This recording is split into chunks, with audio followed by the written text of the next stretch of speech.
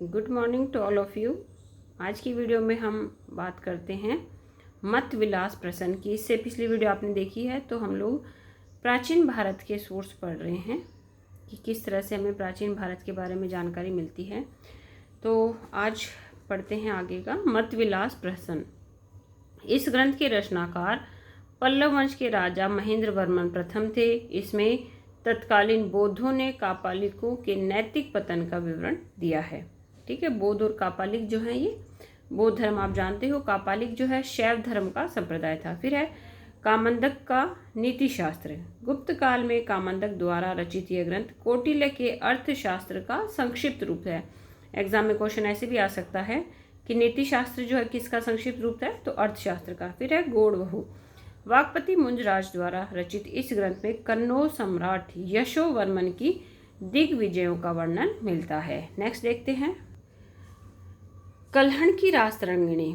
ऐतिहासिक ग्रंथों में कल्हण की रासतरंगिणी का सर्वोच्च स्थान है। इस ग्रंथ में प्राचीन समय से शुरू कर 12वीं सदी तक के बारे में जानकारी मिलती है। कश्मीर का इतिहास जो है वो इसमें लिखा गया। बहुत बार एग्जाम में बच्चों क्वेश्चन आता है कल्हण की रासतरंगिणी के ऊपर। ठीक है, नेक्स्ट है अब हमारा पुरातत्व संबंधित साक्ष्य। पुरातत्व संबंधित का मतलब क्या है कि जो भी अवशेष हैं, भग्नावशेष हैं, आप चाहे मिट्टी के बर्तन कह दो, कोई अभिलेख हैं, कोई टूटे फूटे सिक्के हैं, कोई मूर्तियां हैं या कोई खंडर हैं, तो ये सब चीज़ें किस में आती हैं, पुरातत्व में। तो चलिए देखते हैं प्राचीन भारतीय इतिहास के निर्माण में पुरातत्व संबंधी सामग्री का योगदान महत्वपूर्ण रहा है। पुरातत्व संबंधी सामग्री को हम मुख्य रूप से 4 भागों में बांट सकते हैं। ठीक है, इसको फिर 4 भागों में, तो अभिलेख हैं, कलाकृतियां हैं, स्मारक हैं या भग्नावशेष हैं, मिट्टी के बर्तन व सिक्के। तो फर्स्ट देखते हैं अभिलेख या उत्कीर्ण लेख। अन्य साक्ष्यों की अपेक्षा यह साक्ष्य अधिक विस्तृत एवं विश्वसनीय कहा जा सकता है।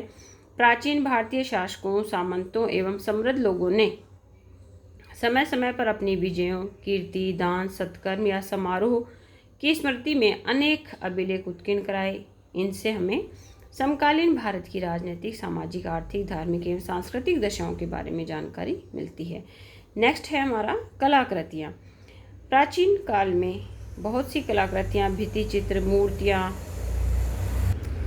मूर्तियाँ, मंदिर, खिलौने, आभूषण, मोहरें आदि भारत के विभिन्न स्थानों से प्राप्त हुई हैं, जिनके अध्ययन से प्राचीन भारतीय इतिहास, सभ्यता, संस्कृति के बारे में विशेष जानकारी मिलती है। इन कलाकृतियों में बहुत सी कलाकृतियाँ खंडित अवशेष के रूप में पाई गई हैं।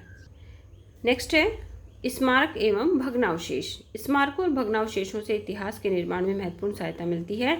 छेनी, कन्नी, तुलिका जैसे निर्जीव साधनों की सहायता से प्रस्तुत प्राचीन भारतीय स्मारक तत्कालीन भारतीय वास्तुकारों, शिल्पकारों, चित्रकारों के उदाहरण प्रस्तुत करते हैं। हड़प्पा, मोहनजोदड़ो, तक्षशिला, पाटलिपुत्र आदि के भग्नावशेष अपने युग की वास्तुकला को प्रस्तुत करते हैं। नेक्स्ट है मिट्टी के बर्तन व मोहरें।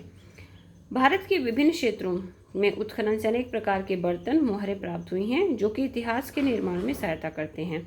अब इनसे हमें कैसे पता चलता है, ये पता चलता है कि इस तरह से इस डिज़ाइन के बर्तन बनाए जाते थे, बर्तनों पे ये फूल पत्तियाँ बनाई जाती थी, कौन कौन से बर्तन काम में लिए जाते थे, तो वो सब चीज़ें हमें इनसे पता चलती है। इन बर्तनों के माध्यम से प्राचीन भारतीय समाज के बारे में हमें जानकारी मिलती है। नेक्स्ट है अब हमारा सिक्के।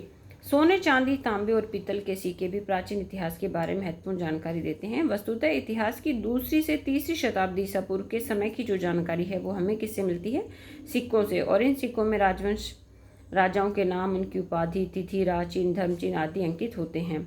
ठीक है, इनसे राजवंशों का काल निर्धारण होता है, भाई किस राजा ने किस समय शासन किया। तो क्योंकि वो सिक्के वगैरह जो भी बनाते थे तो उनके ऊपर वो अपना टाइम, तिथि अंकित करवाते थे, तो उससे हमें एक आइडिया हो जाता था कि अमुक राजा जो है इस काल में रहा था। इसके अलावा नेक्स्ट जो है हमारा फिर आएंगे विदेशों के विवरण। तो कल हमारा ये टॉपिक ख़त्म हो जाएगा, उसके बाद हम नया शुरू करेंगे। और इसके अलावा भी अगर आपकी कोई रिक्वायरमेंट है तो बच्चों आप मुझे कमेंट करें, मेरी वीडियो को शेयर करें। अगर आपको पसंद आती है तो लाइक करें और साथ साथ में आप अपने नोट्स बनाते चलें। इसके बाद मैं आपको ये होने के बाद में पूरे 1 लाइनर वाले क्वेश्चन भी कराऊंगी और डिटेल स्टडी मैं आपको कराऊंगी। तो मेरी वीडियो देखने के लिए आप सभी का धन्यवाद।